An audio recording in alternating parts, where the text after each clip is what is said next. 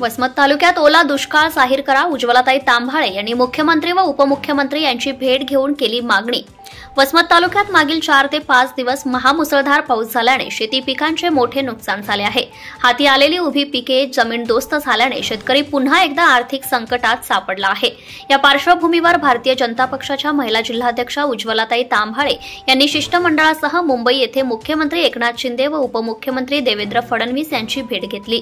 तसेच मुसळधार पावसामुळे शेती पिकांचं, पशुधनांचे, घरांचे अतोनात नुकसान झाले आहे. त्यामुळे या नुकसानग्रस्तांना तात्काळ नुकसान भरपाई द्यावी आणि वसमत तालुक्यात ओला दुष्काळ जाहीर करावा अशी मागणी केली आहे. याबाबतचे लेखी निवेदनही देण्यात आले.